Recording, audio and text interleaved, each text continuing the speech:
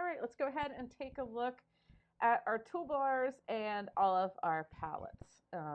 This is really similar to Illustrator. So we have our regular selection and we also have a direct selection. And just like I do in the Illustrator Photoshop lectures, I'm going to mostly focus on the ones that you're going to be using for these projects, and then I'll bring up the extra ones later. Like these are our extra ones. We'll talk about them later. Uh, so for the first one is our, of course, selection tool, or what I call the regular select, and the direct select. So the one just like an Illustrator, if you need to work with the anchors, etc.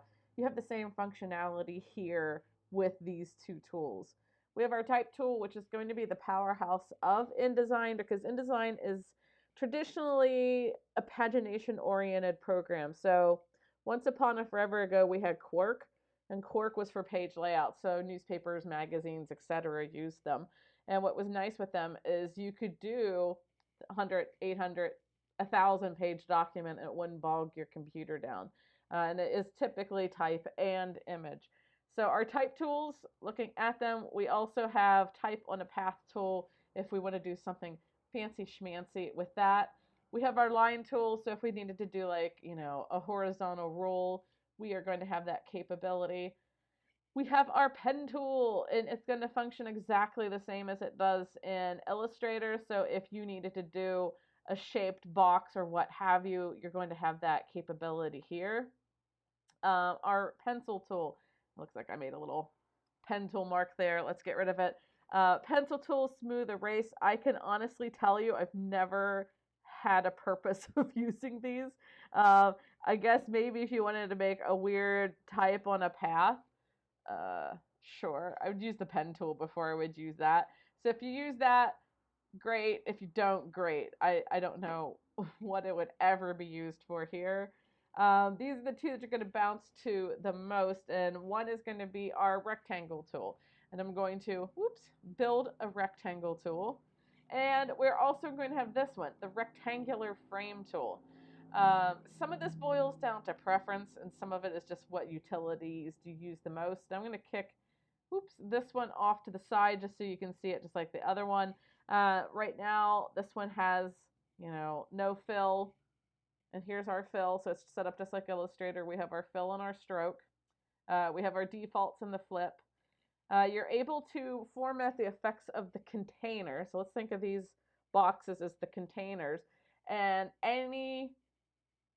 this is going to sound weird, any shape or thing, like a photo, can hold anything. So if I build a box and I want a photo and type in it, we're going to be able to do that all in one. So one of these would change the color, and the other one, had I had text in here, would adjust the text to that. So this one, no fill, but does have a line, and this one has neither. So we could put a color in here if we wanted. I'm just going to grab whatever. We could, and I could put the same weird sort of color in there. Okay, this one will be a little lighter. Now they're essentially the same thing. Okay. So what's the difference? So this one's going to have an outline around it, and this one right now doesn't. For moving, I can click on this and move it anywhere. I can click in the middle and move it. I can click on the line and move it. I can sort of grab wherever in position, because this is basically saying, hey, something is 100% going to be going in here, probably an image. This one, if I click, you're like, whoa, wait, I can't move it. What's going on? With the rectangle tool, you have to grab it on the line itself. But once it has a color in there, you can then move it wherever, just like this one. So I'll do the same thing so we can see it. Now they're functioning relatively the same. The only difference is when I zoom in, this one has a box outline, this one has none. Some places, like at the newspaper, we had to, by default, every photo that went in had to have a line. So when I was at the paper, I usually used this one because I didn't want to forget that line. Whereas if I used this box and just put a photo in and forgot, didn't put that line in there, so we can change our colors up here also. Now you can see, look, they look pretty much the same now because they are. But if I forgot that step, then I would get in trouble. So what your output is going to dictate which one of these you're going to use. And you probably will have a preference at one point. Um, if you're someone who needs the lines to show where something is, take that. Otherwise, just use the frame tool. That will work. We have our free transform, which is our E. So do our E. We can rotate it around. We can scale it up, scale it down, flip it, whatever you want to do with it. Same dealio. And V goes back to your regular selection. So V, like Valentine. So remember, we hover, and it'll tell you V or escape. Escape's like if you're in the type tool. E, as in elephant, is going to let you resize, scale, and reproportion things. Going back to that, V. A is going to be our corner. So that's just like in Illustrator. So you might have to activate it to do it, but you can get different shapes other than the ones that they're giving you. So what they're giving you is the circle and the polygon. And I think it's the same here also, and the ellipse polygon. Not a ton of options, but they gave you a pen tool also. So that is nice. Let me just get back to our weird, wonderful shapes that we just had. We have our gradient tool. Oh, pop it up with your double click. You can have linear. Make sure you're not in the stroke if nothing happens. You can double check there. So we have our linear. We have our radial.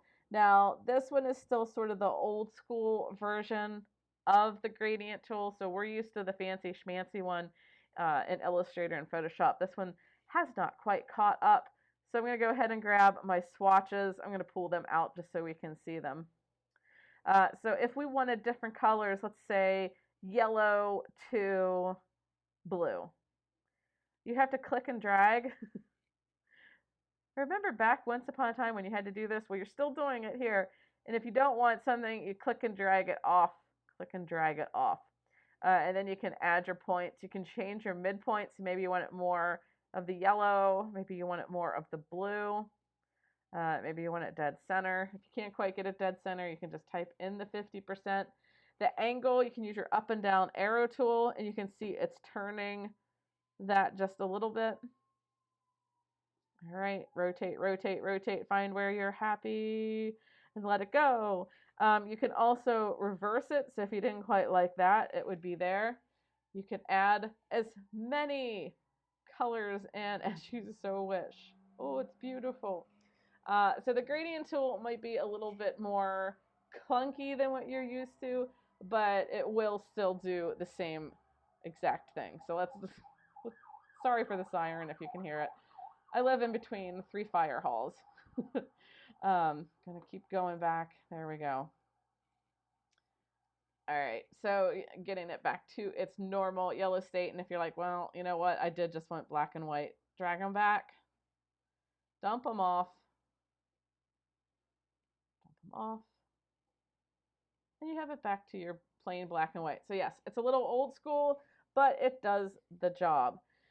All right, if you use gradient a lot, you can keep it, over here on your bar. I'm gonna put my swatches back because I do use my swatches pretty much all the time. Putting it with the colors though. There we go.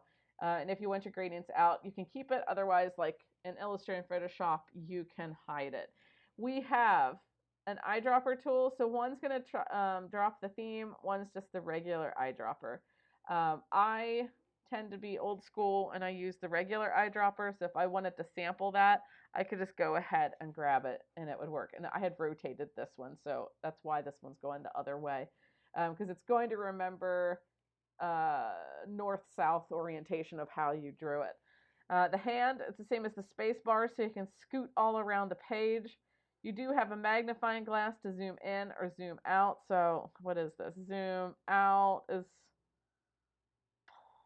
pushing it away from you, and zooming in is pulling it. So it's just like the touch screen. You can use the hand by going back to your selection tool, which is V. It will get stuck when it's in the magnifying glass. The hand, scoot around, so that's just my space bar. And to zoom in, it's space bar and command. So you don't have to go over and use these actual on the toolbar. You can see it's also Z and what? H? Yeah. So you have keyboard shortcut, or you can use the second keyboard shortcut, or you can go over here and actually use them in your toolbar. Okay, I'm going to reset those. I'm going to make them exactly what they looked like before. And then let's go ahead and talk about these palettes. So the palettes, they are all found under your window. So if something is not in there, go ahead and pull it out. So if you didn't have strokes, go into your color bar.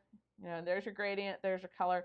And we do have our color themes, which I don't know if mine are going to link or not. Mine might be, okay, good, they are.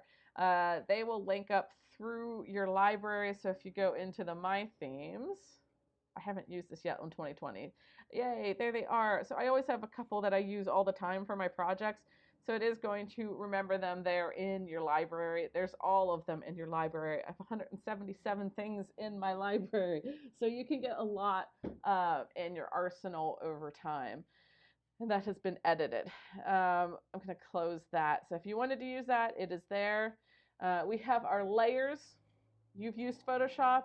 You've used Illustrator. It's exactly the same. Make your new layers, trash your layers. Your links are going to be all the images that show up for you that you're using, and our pages. So you can see we're just using one right now, and I'm just going to bring this down a little bit so we can see. We have one right now, but 2, 3. I just make a new page after new page, or I can trash, trash, trash. You can see they did them all in one swoop. You can also right click and go to insert pages, and you can say I need 6 more pages after, before, at the start of the document, at the end of the document. That is going to be based on master A. We're going to talk about that later in the semester. So for now, just leave it as the default. You can see there's none and A. You could have multiple master pages. So you could have B, C, D, etc. For now, let us just worry about whatever our default is. And we're going to be growing into that more around project 3. So you can make as many pages as you want. You can rearrange the scaling of everything. I do keep my paragraph and character. I actually usually prefer my character on the left side up, and the effects. And you guys know I love my layer style. Effects is essentially the layer styles in Illustrator. So it's transparency in Illustrator. It's layer styles in Photoshop, and in InDesign, it's going to be called effects. So that's where you change your opacity, and that's where you change your layer style. So you can do the same thing in all of them. All of our paragraphs, we have our full indents. You can do spaces before, spaces between, shadings, different borders. The big one, depending on your project, so let's say it's a magazine. Well, if it's like a junky, cheap magazine, it's probably going to be hyphenated. But if you're buying like the $15 National Geographic Special Edition on Egypt, the hyphenation is probably going to be off. So sort of the nicer quality publication, hyphenation will be off. Some people are super fussy with this. For those of you going to a 4-year school, so your teacher is probably going to have a preference towards this. Mine is typically, if we're doing a newspaper project, you can keep it on. Otherwise, turn it off because they can be kind of weird. So again, your teacher will let you know, or your boss, or your art director, etc. They will not hesitate to let you know which one they prefer. Characters, you can do your characters up here, or if we were in our type, because you can make a type box. So I went to my type tool, and I just went ahead and drew a box. So let's say, you know, I wanted a article to start right here. I would draw the box, and there is a placeholder type so that you can see it. You can say this is exactly where I want my type, and my images are going to be over here. Maybe I don't want it to be Minion Pro. So you can change your types here. It's going to remember the ones that you use the most. You guys know I love Avenir, so of course it's going to be up there. And then all of your typefaces are going to show up here, blah, blah, blah, blah. I won't spend too much because I have a lot. You can also change your typefaces up here. Just keep scrolling. Scroll, scroll, scroll. And with a Mac, if you're on a Mac, we also have Font Book. And what I like about it is you can view it through all typefaces. And I should probably make this bigger for the demo. You just use your down arrow and go, which sans serif do I want? You just keep scrolling. Or if you know it's something that you've bought, go into the user one, and it's just the ones that you paid for. So these are non-default. So I don't like, as we all know, system default typefaces. So when I have mine up, I don't even look at the all fonts. I just go, okay, which ones do I want? I'll use this one. So if I wanted Syntho, which you would not use for this, you can just type it in and then choose the one you want, and you'll be able to adjust it right there. Your size, your leading, your kerning, and your tracking. For this one, this is going to be a vertical scale, which you might not use too much. Ditto with the horizontal and skews. I would say be careful in this area because this is where you're going to manipulate the type, and there are more type purists out there than there aren't. So I almost never touch these. I will track, kern, and lead, but I don't touch the things that distort my type. I am a type purist also. And what I mean by type purist, perhaps we should talk about that quickly. Type my last name. So I'm going to select all, and I want to make it bigger. So that's Shift Command, as we know. Right, I'm sorry, I just forgot what it is. There's the greater than and less than. There it is. Greater than or less than above the period and comma. So this is using our steps by 2. So when you look at our size up here, Shift Command period makes it larger, comma makes it smaller. So it's taking it by increments of 2. I can put my mouse cursor activated. I can use my up and down arrow. That does it by 1. If you're a type purist, like the really super fussy ones, I just prefer mine keep in proportion. Some are like, you only stick to the standard sizes. So like 72, 90, 110, 120, etc. So there's these certain sizes you would use. One thing you can do is not spin your box. I'm just going to close this up a little so I don't have too much space to deal with, is you can free transform. So a type purist, and I want you all to do this, keep that shift key held down. That's going to keep your letters in proportion. And grab from a corner. Geez. The corner is going to keep it in proportion. This one's going to go out from the middle, and sometimes that can distort it. So grab from a corner or the edge. So any of those, the 1, 2, 3 diagonal corners. If I don't hold that down, that happens. This makes a lot of people angry. And it might not even be much. It could be just like even, this much. That looks weird. Like if you start staring at the D's, you're like, why are those D's why are the bowls of it so much rounder and heftier than the ascenders? So people are going to stare at it because type has, when we say type anatomy, just as a heads up, all of type anatomy has anatomical names to it. So, the legs, the stem, etc., the spine. So we view type as a person, sort of. I hope that makes sense. So just like in Photoshop, if you were to distort a figure or an animal, we're going to sit there and stare at it like, man, something's not right with that. Same thing with the type. Keep it in proportion, hold that shift key down, and everyone will be happy. If you want to change your type color, you can change it up here by our menu bar. So I'm circling it right now. So, oh, that's our box. Where is my type tool? I'm on my small computer. It's missing. You should have a little symbol here that lets you change your type there. Nope, changing to V didn't help. So there should be one extra thing here. Oh, there it is. They moved it to here. Gosh darn you, 2020. Change it to the type, and then you can make the type any color that you want. So you just need one extra step. So if it's showing as the box, you want to see the little T on it.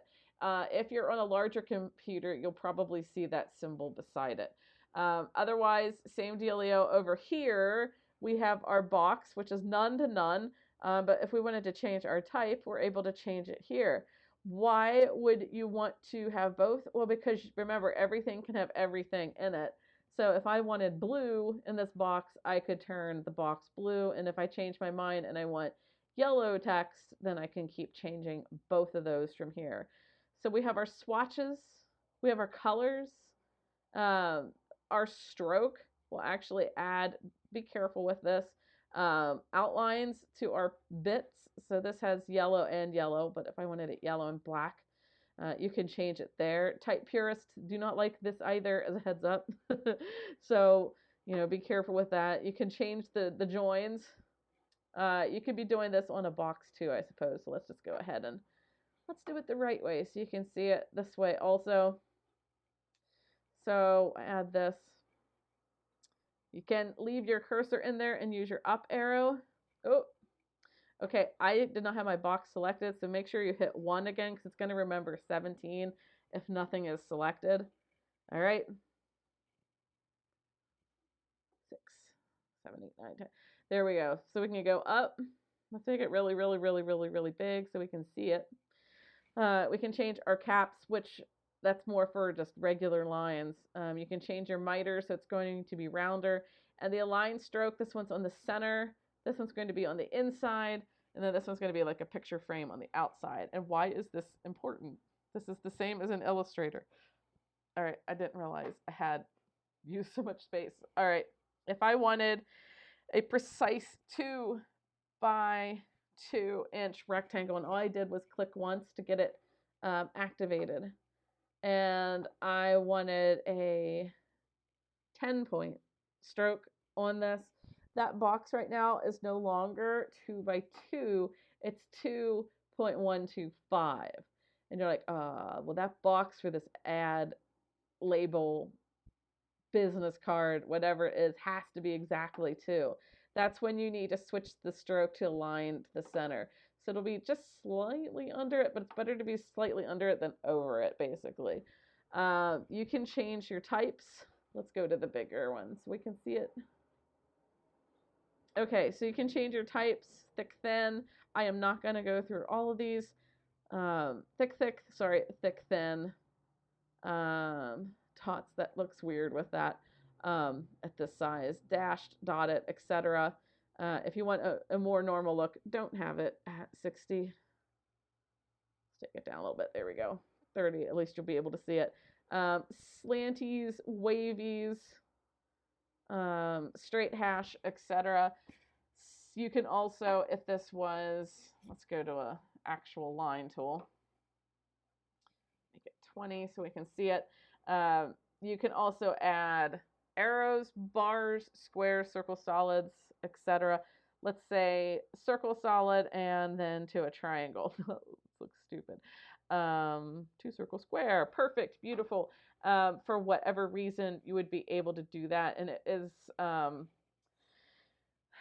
in page layout, you might end up making a lot of arrows. So just know that you can in that format. All right. So if we didn't want it on the inside, there's how that looks, and then there's how it looks halfway. So our lines are going to, or our lines are going to really morph how these functions. I'm going to take it to the dots because this was always a fun one. If you're like, oh, I need different borders, I'm just going to take it down to a somewhat normal size. And yeah, all those should be fine. There's another extra area here. Zooming in so we can see where it says gap color. So you can actually change what space is in between each of these also. So if I wanted blue, but a tint of that blue, I'm going to be able to have that adjustability with that. So you can change not just the type, you can change the start and the end, you can change the scale, the alignments, the gap color, and the gap tints. If you have to do a coupon, for example, which that will come up a lot, that's why they have dashed here. And I'm going to take it off of round so it looks a little bit more coupon-esque. And if you're like, I just want my coupon to look different and stand out, I mean, that's one way to do that. They'll still know to cut it out, but it's going to be a little bit more interesting than, say, just normal, plain old. I guess in this case, it wouldn't even be that. It would just be none. So if you want to make it look a little bit more interesting, don't forget the gaps and the tints. Color, we have our pathfinders and aligns also. They function exactly the same as in Illustrator. So I'll just do this one's, let's get rid of that one. All right, so let's just say it's this one. You can hold your Option key and do your duplicate here also. And I'm just going to make 3 of these. And where did I change my, oh, there's my swatches. Okay, blue, pink, and next color, yellow. Perfect. Pathfinder, if we wanted these to join, they could combine or they unite. They could minus the front, or I'm sorry, back on this one. Intersection, exclude. So it's not all of the ones that we're used to, and then minus the back. But this is the ones you're going to use the most. You can convert your shape if you so desire. You can have like some different corner options there. You can convert points. You can smooth them out more. I want to take them back to how they were. And you also have your align menu that usually Pathfinder and Align come up together. So if you wanted them perfectly centered, you can center them. If you wanted them all left aligned or right aligned or top, which nothing's going to happen with that, or centered or aligned bottom edges, we can distribute from the center point, and now we have a perfectly even spaced 3 objects that are all perfectly aligned. One's going to do it horizontally, and one's going to do it vertically. So it depends on which way you are stacking with those. It does have libraries here, so I'm just going to slide mine to the side so that you can see it. This is the one part I'm never really able to show on campus, which can be almost maddening. But we do have our color themes. So these are the ones that I use from that Adobe Capture on my phone. So if it's a specific client, like this was a specific client, I took a photograph of one of their things, and all of these photos will work perfectly with whatever I design for them. I have this was an in-class demo from years ago, a body style, so we'll get to that when we get to the book layout. Graphics that have been built, and also, I don't know if I'll let it in because I have a lot of, let's take it to none. Will they show up here? Let's find out. All right, for some reason the patterns aren't showing up, but your patterns will work. I know they work in Illustrator and Photoshop. So I have lots and lots and lots and lots and lots and lots and lots of patterns with here. Brushes of various sorts and your gradients will show up as well. So your libraries will come in handy whenever you are working from your home computers. Buttons and forms I have up because I end up doing a lot of these. This will actually allow for extra interactivity. We will be dealing with that later. They do have a learn section, so it'll give you tutorials for this. And we will be getting to styles later. But as usual, you can save your workspace if you so desire by going to Window Workspace New, or you can keep it at the Essentials Classics, and it will do everything that you want it to. All right, in the next video, we're going to go over images.